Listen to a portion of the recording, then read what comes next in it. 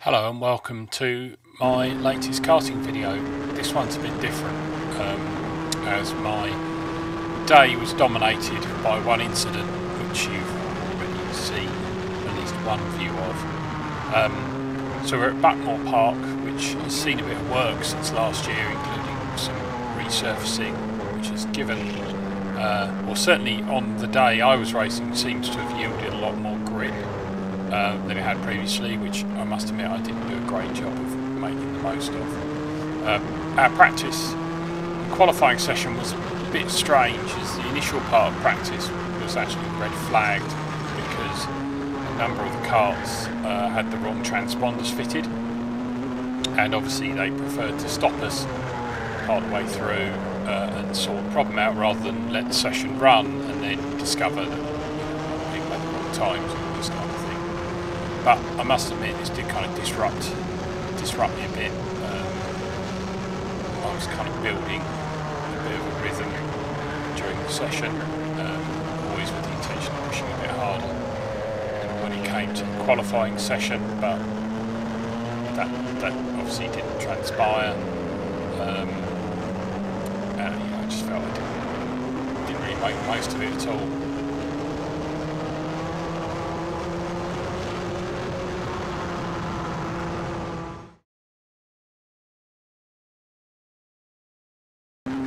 Because of the red flag, the qualifying session was shortened to 2 warm-up laps and then 5 minutes.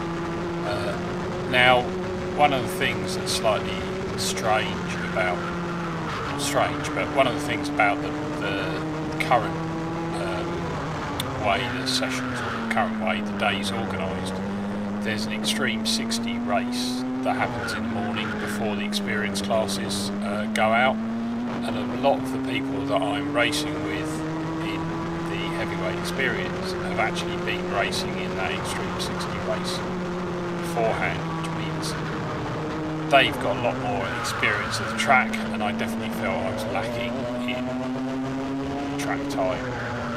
As I remarked to someone, it felt a lot like I'd brought a knife to a gunfight.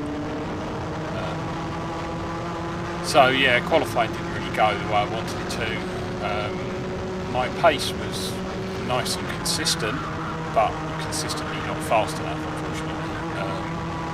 And I was actually slower than I had been on previous visits to Buckmore Park, which was quite annoying, really. But I just didn't make the most of the conditions. It took me quite a long time to work out, for example, going into hairpin 1, that I could brake so much later than I had done previously.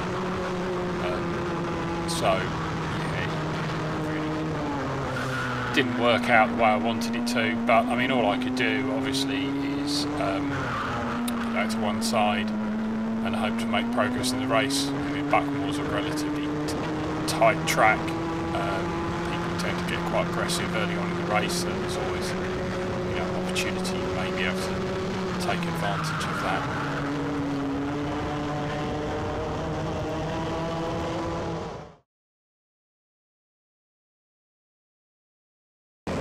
So here we go for the start of race 1.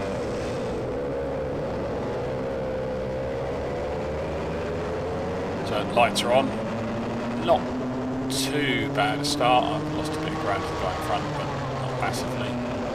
Through turn 1, turn 2, coming down to the hairpin for the first time, waiting for the potentially inevitable carnage, but there's a nice little gap there on the inside, loads of karts around the outside, so that's not too bad. And you can see there's a huge amount of space around the outside, so although it's not the fastest line, it was probably the least dangerous, so probably not a bad choice. And we've just come across a bunch of people spun onto the outside coming out of the S's, which is an interesting place to have an incident. Come out as Garda for the first time. Massively over-optimistic manoeuvre there, make a bit of contact. To be honest, I come away from it worse. I lose a bit of momentum and this guy slips up the side of me coming up to Cafe. Not ideal. But to be honest, quite chaotic opening lap. I've no idea whether I've made up places or not. Main thing is get my head down. try and at least move forward if I possibly can. I mean, I felt I was slightly out of position after qualifying, so hopefully should be able to make some progress.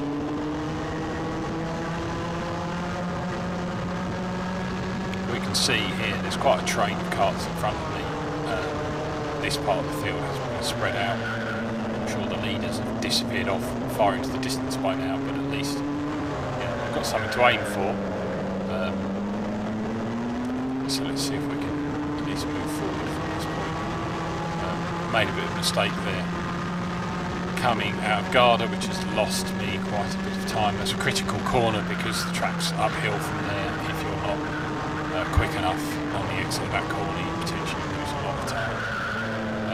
Somebody off at hairpin 1. But the good thing is there do appear to be some parts of the track that maybe I'm on pace or slightly quicker than some of these cars in front.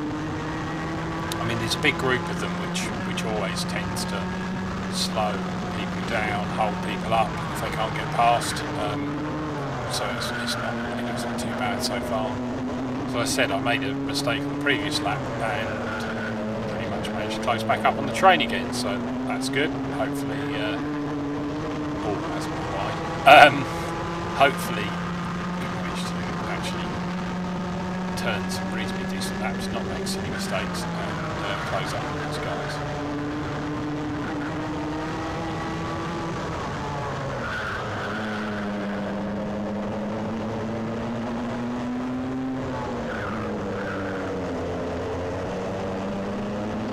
Unfortunately, I massively wide there with hairpins, so someone's just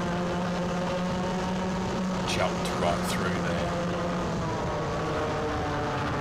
Probably somebody recovering from one of the incidents on lap 1, so maybe, someone technically I wouldn't necessarily be racing with, so not the end of the world, but again, we still have this train of, I don't know, I can't even count, 7 or 8 cars together, so hopefully, as I said, turn some decent laps. There's someone wide here who I'm determined to not let back on the track, which then causes me to go ridiculously deep at the hairpin, which is a bit rude on my behalf, but at least I've been in. But that's then caused me to lose ground of the group in front. Perhaps if I'd been a bit more circumspect, he would have had to go around the outside of the hairpin anyway, so probably made up that place. But the good thing, again, back on the pack.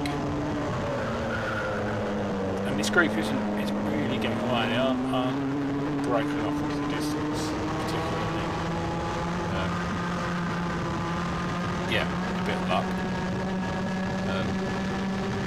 Get back on again. Because fundamentally when people start fighting for position, they're never going as quickly as they could be. So that's the chap that I didn't let back on the track previously, and he got his own back by taking me down hairpin 1. I mean, it's very kind of him. I mean, he put his hand up. There was a little bit of contact, but I mean, to be honest, fairly minor in comparison with a lot of the things that happen in Club 100 that have deemed acceptable overtakes.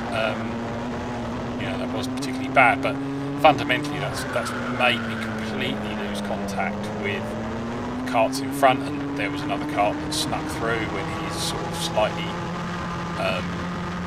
robust overtaking manoeuvre happened at hairpin 1. He lost place, I lost place. Not an ideal outcome.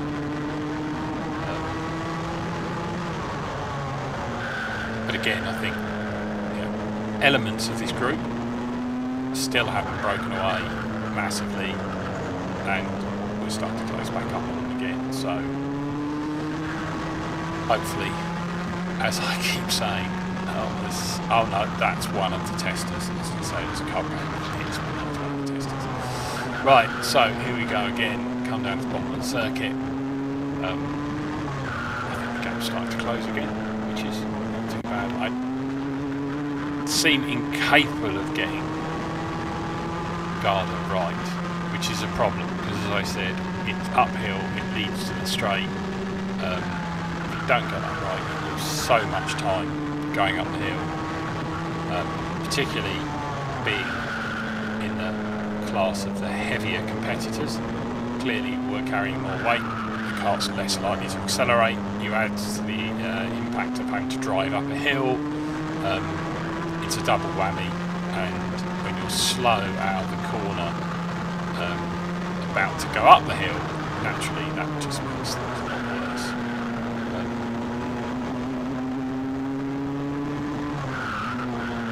That's much nicer. Actually gets the apex. And don't go massively wide on the corner after it. And don't abuse track limits coming out of cafes. All in all, that was much tidier. These guys are... Again, there's a group. I think 4, 5. Oh, another spinner at hairpin 1. It seems to be the favourite place at the moment to have a spin. But that's all right. That's not, not bad. Another place made up. But this group, again, don't seem to have broken away, seem to be holding each other up a bit, and considering I've probably not had a particularly clean lap yet, I've managed to almost get back on terms with them again, which is great. So, okay, we've kind of stabilised the position a bit. Can we close up on these guys? And there's someone pulling off there to the inside, got their hand up. I don't know whether they've got mechanical or a particular reason for stopping, but we'll take it. So the guy in the red suit, he was definitely one of the people that was spun out right at the start of the race, on the left hand side of the S's up against the wall just as we're coming here, so you can see the speed at which he's disappeared off into the distance. I'm clearly not trying to race that.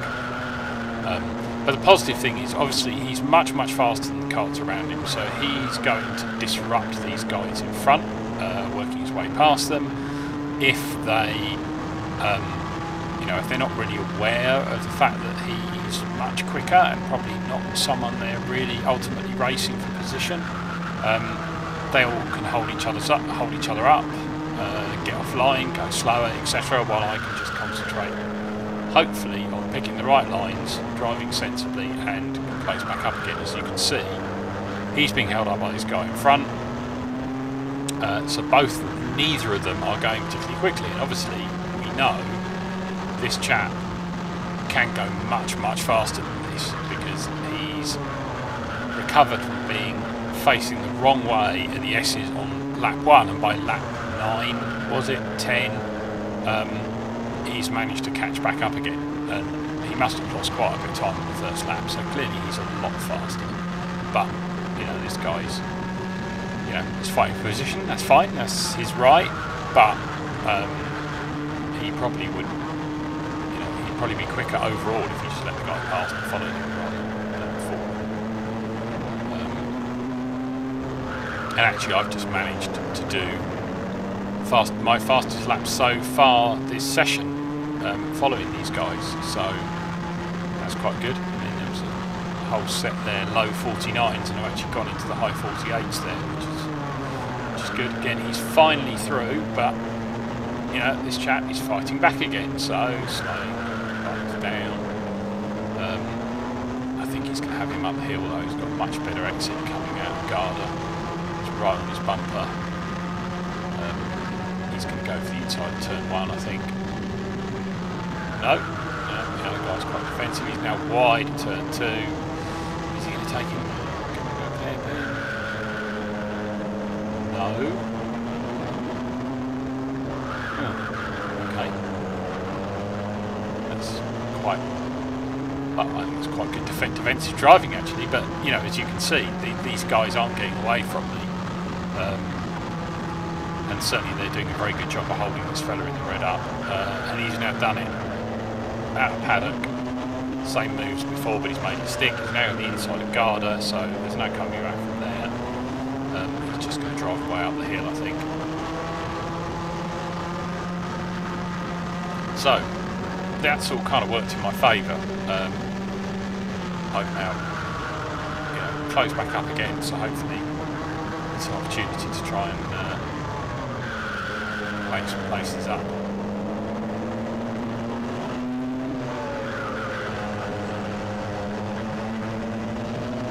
the main thing is not to lose out.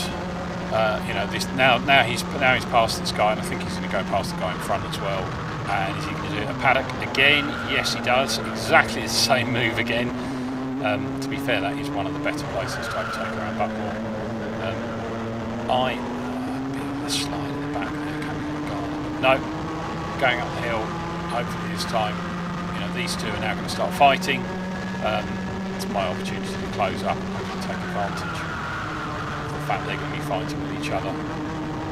So now this is where it all goes horribly wrong for me. So I go to the outside, this guy's really late on the brakes, and I have a small lock up, and then that happens. I'm just going to let this play through a number of different angles, and then I shall talk about that incident in a minute. So this is facing back towards me. You can see Tim Randall manages to avoid me. The cart behind, not so much. Fully side on, front wheel and side pod. This is in slow-mo, but you can see I'm almost thrown out of the cart. I'm like a ragdoll at this point. Yeah, not pleasant. Side view, Tim avoids me, the other guy's completely committed. Obviously wasn't aware of the fact that there's a car stopped in front of him and just hits me broadside, full on. Final view is what the 3D camera calls tiny world, which probably gives you the best idea of the severity of the hit when you can see how far the car is lifted in the air by the impact. And you can see I'm almost actually out of the car at that point. Yeah, not great. So I mean, without braking, braking normally for that corner, the minimum apex speed of that corner is about 30 miles an hour. I can't really tell whether that guy managed to brake substantially or not before the impact, but that was a hard hit. You can see I did continue. I wasn't really aware that the car was damaged at this point, but it was. But I was feeling a bit. I don't really know whether I was feeling shaky or odd, but I just thought it was probably best to not continue. Just because that, I just realised how hard that hit was. And it's only finally when I came into the pits and stopped, and the mechanic came to talk to me and said, if you want to go back out again, you're going to need a new kart, that we realised that the side pod was completely destroyed. And I was actually quite lucky the impact was on the front wheel as well, otherwise I think it could have been a lot worse. I wasn't sure whether I'd continue or not at this point. But while the kart was repaired, I actually then decided to go back out again. I thought it would probably be best to just to see how I felt and whether or not I could compete in race 2. So this is me just getting suited up and heading out for the second part of race 1.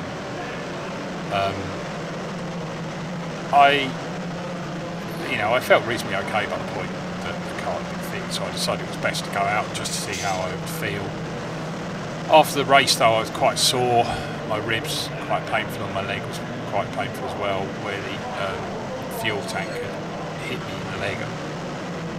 So I actually went to see the medics and got some painkillers.